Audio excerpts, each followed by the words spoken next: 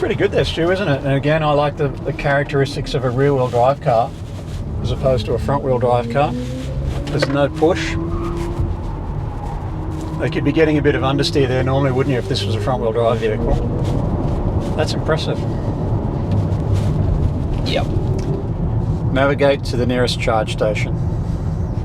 Get started. What did she say? Get what did she say? She told you to get stuffed. That's what I thought she said.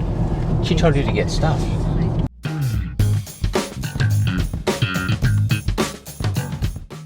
So BMW, the ultimate driving machine, as they say.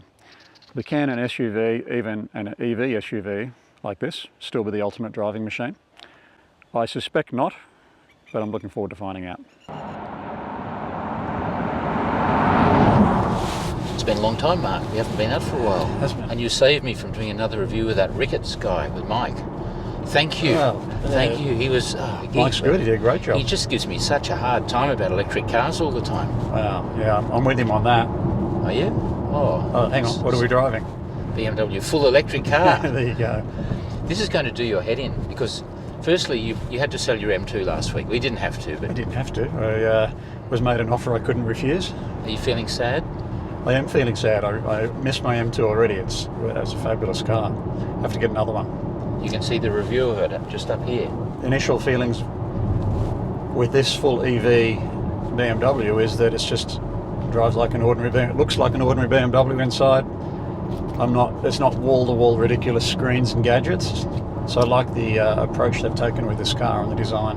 You always say you don't want cars that have like a stuck-on iPad there. Yeah. Well, isn't that a stuck-on iPad kind of thing? It's a bit more integrated, isn't it? Yeah, no, I don't mind that. That's good. I noticed the gesture control. As soon as we do stuff, it's media up, media down. It'd be confusing if I'm talking to you and I go, "Hey, Mark, what do you think about this?" And why can't you hear me? You're going like that. It's too much. 464 watts, 16 speakers. Can't stop doing that, can we? Can I say it's a gimmick? Yeah. Of course it's a gimmick. And thanks to the guys at Worthington BMW up the Central Coast in New South Wales who've kindly lent us this car. So they're actually really nice people up there, and they have a mini dealership and a whole bunch of second-hand BMs and new BMs, and it's a nice relaxed atmosphere. So I'd roll up and see Brad and Kevin and Helen. It's a family company. Yeah, I've always found this BMW iDrive system to be quite intuitive. Years ago, they were a little clunky, but now they're great. Why do people buy a BMW? What is the compelling sales proposition about BMWs in general? You're a BMW guy? Yeah, I guess for me they've just always been that little bit sportier than most of the other German opposition cars, with the exception of some Audis, of course. They've generally had that ethos all the way through, haven't they? The ultimate driving machine. The ultimate driving machine, exactly. Sporty. I like the fact that traditionally a lot of BMWs have just been rear-wheel drive car. Of course, there's a lot of all-wheel drive cars now in the range, but it's probably why I like BMW. In fact, all the competitor cars to this car in this price range and slightly more are all-wheel drive. This one's not. Yeah. An X on a BMW to me always meant it was an all-wheel drive car. X3, X5. It's just but X-Drive. It doesn't now. No, you've got to have X-Drive, and this isn't an X-Drive. It is an X3. The first thing is the power. It's only a single motor. So does this have enough grunt? Okay, here's your chance. But that's pretty impressive, isn't it? Yeah, that is. That's perfectly adequate, isn't it? Yeah, that's absolutely adequate in terms of power. I don't really know why you'd want much more than that. Well, it's fun. Well, it's fun. Perfectly adequate power, isn't it, really? After you drop the kids off at school and you need to get out of your parking spot really quick and get across the pedestrian crossing so you can scatter the guy with the yellow vest and the flagpole. Perfect. You'll be gone. I'd like to draw parallels with the first X5 that came out. Remember how good the X5 was when they first came out? Yeah. 20 years ago. This car is actually larger physically in size than that car. Is that right? It's wider, it's longer, it's not quite as tall, but it's got a longer wheelbase and it's heavier. And we thought that was a huge car when it came out. BMW have sort of marched their sizes up the scale all the way along, and they keep introducing new numbers in down low, X2s, X1s, and so on. Yeah, we'll never keep up with it. With BMW, there's 150 models. I just can't get on top of it. Coming back to that X5, it had 210 kilowatts. This has 210 kilowatts. Yeah, right. And with the 4.4 V8, it had 440 Newton meters. This has 400 Newton meters. So they're very comparable cars. How do you enjoy the ride? That's in sport mode. It's probably a somewhat bumpy road here. It's probably a little harsher than you'd want in this kind of car for me. I'm going to Eco Pro. I'll try in comfort. BMW first was an early adopter of EVs. What can I help you with? Right? No, I'm not talking to you. When I said BMW, no, I'm not talking to you. Please Not go talking away. to the car. Comms, 2 phones connected. Whoa, we can fight it out. Nobody likes people who beg, but I will anyway. If you wouldn't mind, like the video if you enjoyed it, leave a comment, it really helps. Okay, coming back to the i3. BMW was an early adopter of electric vehicles. They were kind of quirky and expensive and short range, but they had their real devotees. They didn't sell well. So they've kind of learned their lesson. They've taken a step back and said, no, what kind of EV do people really want? They want something that looks and feels like a BMW. They want it to look like a normal car. Maybe a few little blue accents around the thing to distinguish it. But they don't want to go down the path of electric Jesus, Elon. They'd like to be flattered by having all the buttons. What you will like is we're really lacking all the capacitive touch buttons. They're proper old-fashioned buttons for things. Yeah. And they feel good, and they're BMW quality. So if we want to open the glove box in this car, what do we do, Stu? I do that. Yeah, There's a handle. That's a proper glove box, right? You like that? Yeah, I like that. Do you want to get back to sport again? Is it a bit floaty? I think in comfort it's nice on this road. Okay. That actually goes really well. That's more than fast Doesn't enough, it? isn't it? It's handling these bumps very well. This is a terrible road. So on comfort, it's really suffered. nice. They've come back into the EV market, and yes, the new giant iX thing is a dedicated new platform that's totally ground up. But this is obviously, they've used a legacy platform, the X3, their best-selling car. So it's got all the compromises you'd expect from a normal vehicle. It's got a big transmission tunnel. Yeah. There's a massive bonnet. It's huge. Nothing there either. Well, yeah, there's a plastic cover, so you can't see under, but having seen under, there is actually plenty of empty space. They could actually easily put some storage there, Right. but they haven't. Nonetheless, it's got good storage in the back, 510 litres in the back, and put the seats down, and it's huge. But I'm also sitting really high. I've put my seat down as far as I can. I'd like to be down further. But obviously a lot of people like that. Probably you and I don't. I like to sort of sit a little lower in the car, but it does feel like you're sitting on tons of headroom, so just getting used to that. Have we got rid of that ridiculous noise that we had there before? Yeah, I'll turn it back on. Because that is actually a bit annoying. Follow the road for 40 kilometers. You now have the dedicated special sound. Hans Zimmer designed the sound. He was the guy that did The Lion King and Pirates of the Caribbean and all that kind of stuff. It's what BMW call iconic sound. Remember in the Porsche Iconic. Taycan they called it authentic Porsche sound? And I go, what's authentic about it? It's an EV, it's your first EV. Wait.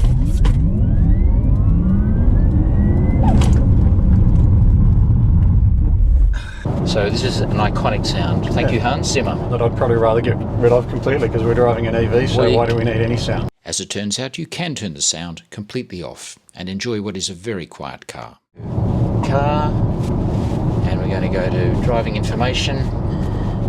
We've averaged 24 kilowatt hours per 100k. That's not good. A little bit. And I'm punching it a little bit.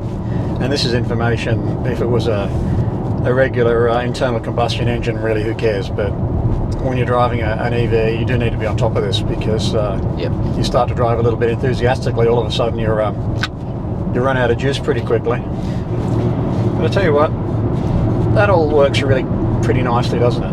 On a really nice constant radius bend like that. Yep. I like the way it handles.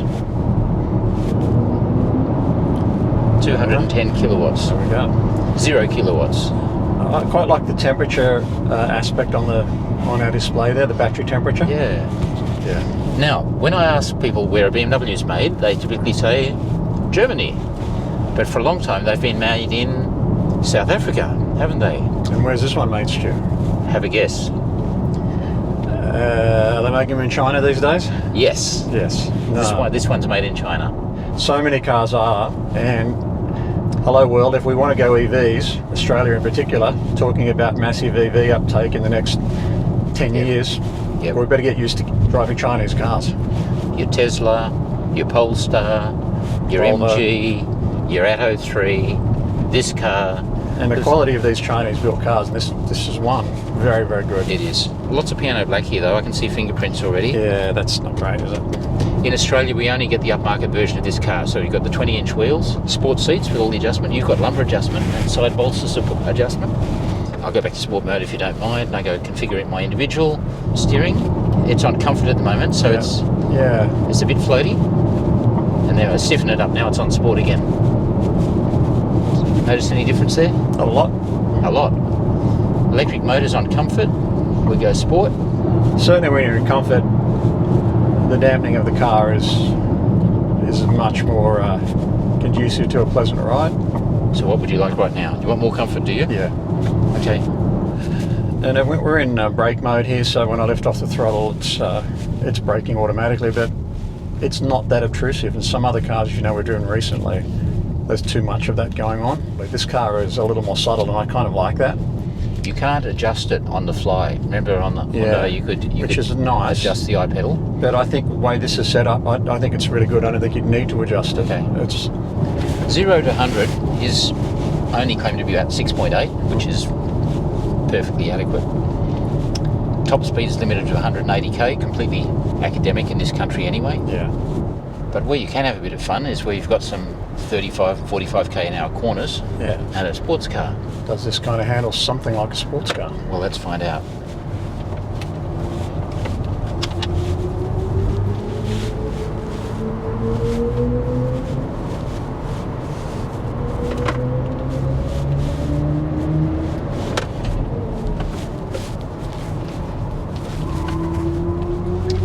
It's pretty good there, Stu, isn't it? And again, I like the characteristics of a rear-wheel drive car as opposed to a front-wheel drive car. There's no push.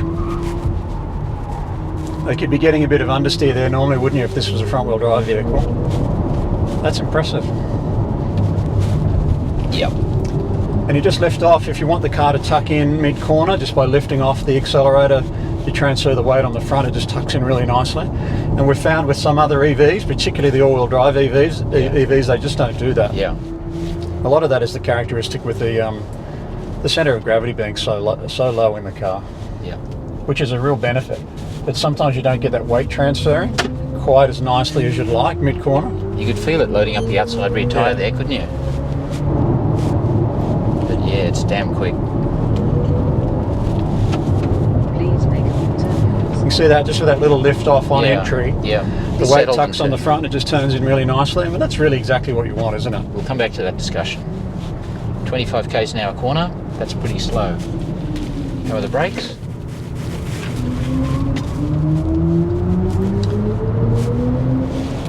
You always expect a BMW to have pretty good brakes, and yeah, this is good. I mean, it's pulling up a lot of weight, isn't it? How much is the weight, Stu? 2250. So that's a lot of weight. The car's certainly not under braked.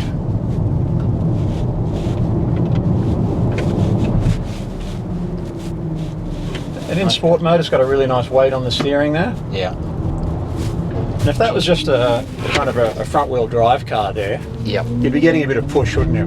Yep. But we're not getting that. You hear a little bit of tyre noise there? Yeah. Well, that's quite good, isn't it? Yeah. This is a good bit of road, isn't it? Yeah. Yeah, to give the brakes a little bit of a workout there, and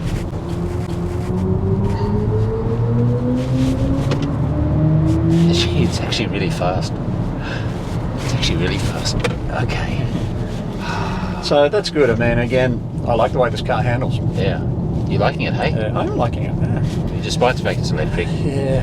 And look, you still have that EV characteristic, whether it's SUV or whatever it is, of all those batteries down really low and not a lot of body roll. You know, for a car of this height, this size, the weight, you would expect a lot more body roll in the corners. It does sit nice and flat. Having recently driven the Volvo XC40, the review of which isn't out yet, but comparing this to that, they're actually quite similar, even though that was all-wheel drive with a lot more power. Yeah. It punched harder, but there was a downhill section, so it wasn't so relevant, but that was really good.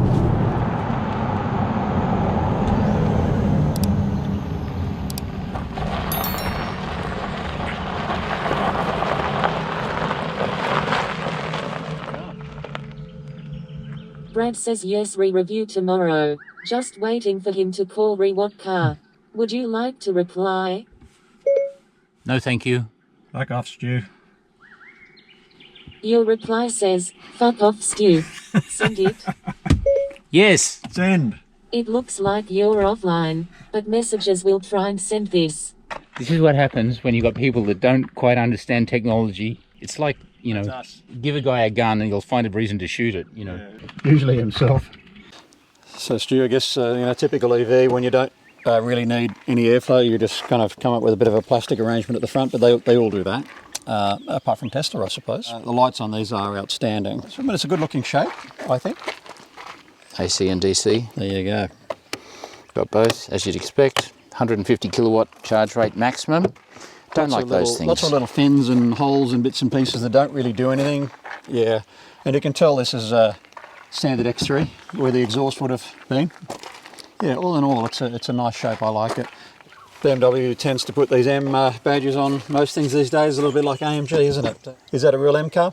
Not really. 20-inch wheels. Yeah, 20-inch wheels. You would want to curb those. I mean, they look quite cool. We do have a little bit of a vent there from the front, a little bit of ducting. What that's doing, tidying up a bit of airflow, I guess. Looks good in that black. It's actually got a blue in it. When the sun comes out, it picks up the blue. But it's actually quite stylish in that colour, isn't it?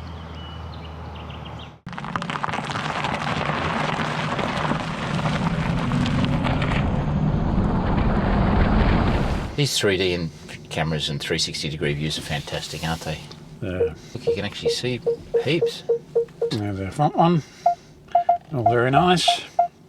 Well, that's the trouble. People tend to overly rely on that and not use the mirrors and not pay much attention to what's actually going on.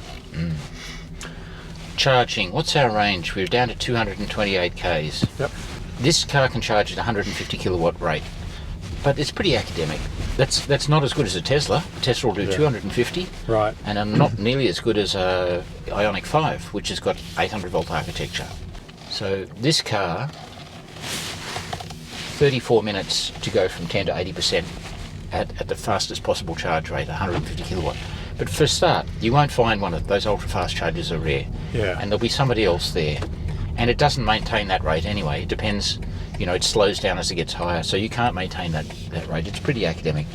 Anyone that buys this car will be charging at home. Yeah, I agree. They'll have a home charger, and even if they just plugged in at 240 volts, this car takes from 0 to 100%, 44 hours to charge from a 240 volt plug. Okay, that's not very good, but for a lot of people that would actually be enough, because they're going to drive 100 k's, 150 k's, plug it in overnight. They'll easily get that distance back in one night. So we don't need to go looking for charge places today, and we can't because there aren't any. Well, A, there aren't any, and B, we haven't got any reception, so we can't use your Apple CarPlay to find them because we're with the wrong carrier. We're with Vodafone, which is hopeless.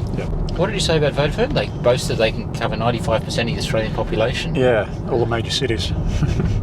So that's a problem, isn't it? I mean, this is an ongoing problem for EVs in Australia. People really are going to have to gear up from home, charge from home, and I think it's a workable thing. Making a lot of noise about, you know, we're going full EV by 2030 and there'll be no internal combustion engines for sale and so on. I mean, there's a lot of issues around that, and I think, look, EVs are great. The cars themselves, fantastic to drive. A lot of advantages, but just the infrastructure here has got a long way to go.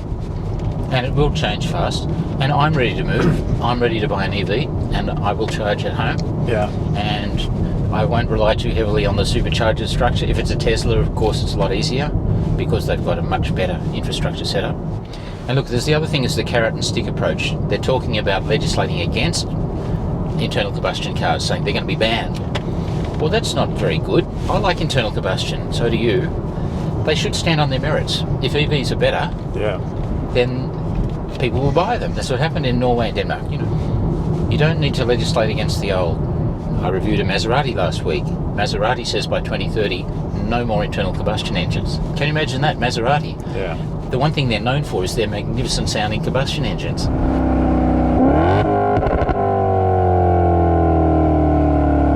And yet even they are saying in 3 years' time there'll be an electric version of every car they make, and in 8 years' time there will be no more internal combustion. Can you imagine that?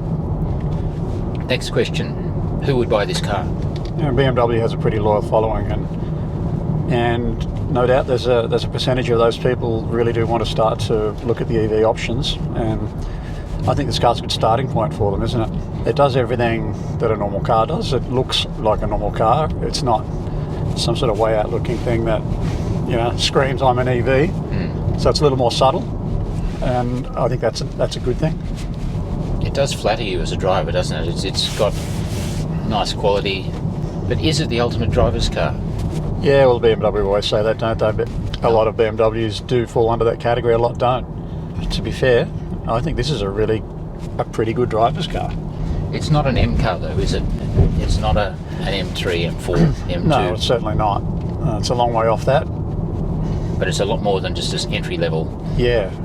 X3 iDrive 20. X3s range in price a lot. They start at around $76,000 and they go to $160,000 for the M competition version.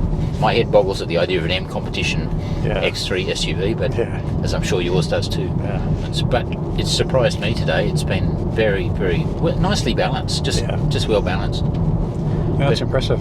But it responded to you because when you got back on the throttle, got it squared off and put the power down, then it responded like a rear-wheel drive car, didn't it? Yeah, it did, yeah, absolutely. Do you need all-wheel drive? If you're going to the snow, it'd be useful though. Yeah. If you're taking this car to the snow, you really wouldn't want to fit chains to it. So in Australia, you can be just cruising along the backcountry road, minding your own business. What speed are we doing? We're doing 68. Yeah. And what do you see out of nowhere? A private contractor sitting in his car. Watching Netflix there with the seat laid back. Yeah. Just going ka-ching at every second car that goes by. Welcome to Australia, people. Hey BMW, Hello. What can I help you with? I want to change your name to Shirley. Could you repeat that? Can you put the driver's window down, please? I will open the driver's window. Can you put the driver's window up, please? Okay. Maybe next time. She snubbed me. Doesn't want you to change your name.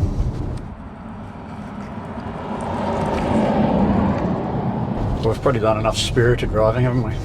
I don't know. I want to see that all red. I want the whole thing red from end to end. Okay, that's good. Good start. It punches, doesn't it? It's actually good. It settles back and it's a rear-wheel drive punch, doesn't it? Here we go. There's never enough spirited driving, Mark. It's grippy on these Yokohamas. 20-inch wheels. 245s front, 275s rear.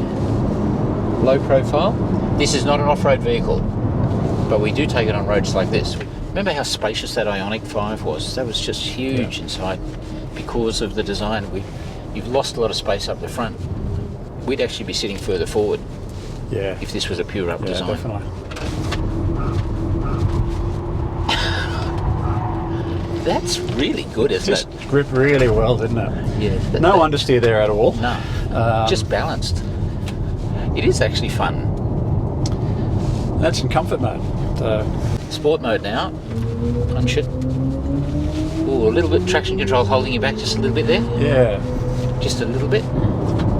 Instantaneous 33, 65, 80 kilowatt hours per 100k. In other words, so your range would have gone from 400 down to about 80. You have limited fun in these cars, but they are fun when you can do it. Okay. All right, to answer the question, is it performance oriented enough for most people? I think so, absolutely. Single mode is more than enough. Because you have all the cool EV characteristics of instant torque, instant power. Yep. It's all there. It's absolutely fast enough for anyone. And if you can charge it at home, the added benefit of never having to pull into a servo and stand in a puddle of greasy diesel. What are the tyre pressures? The current pressure is all right for all tyres. The front left and front right tyre temperatures are 32 degrees Celsius and 33 degrees Celsius. How much range do we have? Currently there is a high chance of rain. She thought I said rain instead of range. Is your seat okay? Have you got enough lumbar support? Seat's good. Yeah. A lot of adjustment there, but the side bolster adjustment is really good. This doesn't have as much adjustment the passenger side. Yeah. I can't bring the bolsters in, I can't adjust the lumbar. What if you don't want to buy a car that's made in China? If you're really hung up about China and you can ignore the fact that your clothing, your appliances, everything you buy at Bunnings is made in China these days, and you're adamant you still want to have a non-Chinese car, you're kind of stuck because... You're stuck with Korean cars pretty much, aren't you? So thank you for watching inCARnation today with regular host Mark back again. Really enjoyed it. Yeah, I've had fun. It's been great. It's a lot of money, isn't it? A lot of people wouldn't bat an eyelid. You know, they go, no, beautiful, want to go EV, always been a BMW fan, 125 fine, novated lease, let's go. Yeah. And one of the issues you have is the sort of driving I do. Might do a few hundred kilometres in a day. And I just don't want to be stuck in a situation where I have to having to go find a charge station and hang around for 40 minutes. There's all very well people saying, oh, get some lunch, have a coffee. Well, maybe I don't want to do that. So until our infrastructure can cope with that, it's probably not going to suit me and my lifestyle. Yeah. That will at some point change, but it's just not quite yet. When you say you do a few hundred kilometres a day, you actually do 300 or 400 kilometres a day sometimes, I know. Most people in Sydney cannot grasp that concept. Yeah. My big takeaway from this car is just how good the ride is, in any mode, eco, comfort or sport. After recent floods, the roads we drove on were not in great condition, but the big Yokohamas dealt with everything, and quiet. I drove the iX3 as well, and I preferred sports mode. You could immediately feel the firmer steering and adaptive shocks harden up, and a slightly more immediate throttle response. The second big takeaway is the balance and composure of the chassis, which was just beautiful. It actually felt very sporty. We sucked through a tank load of electrons pretty quickly, if you'll pardon the mixed metaphor. Our average for the day was 21.4 kilowatt hours per 100k, which is actually very good considering the way we were driving. While the car is assembled in China, the motor is made by BMW in Germany, and it seems to be a particularly efficient donk. So there you are. It's a great all-rounder. It's got everything you need and a whole lot of gimmicky stuff you probably don't. Almost 3 times the price of the cheapest mid-size electric SUV you can buy, the MG ZS, but it's solid and the quality is undeniable. You got your job back, yay. Yeah, fantastic. Are you pleased about that? You don't care, do you? Open the pod bay doors, Hal. Yeah, no one will know what you're talking about, Stu. 1969. No one under the age of 75 anyway.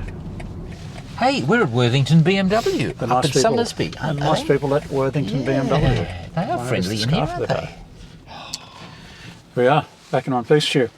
I guess one thing I've learned today, single motor rear wheel drive. Is it any good? Yeah, it's actually really pretty good.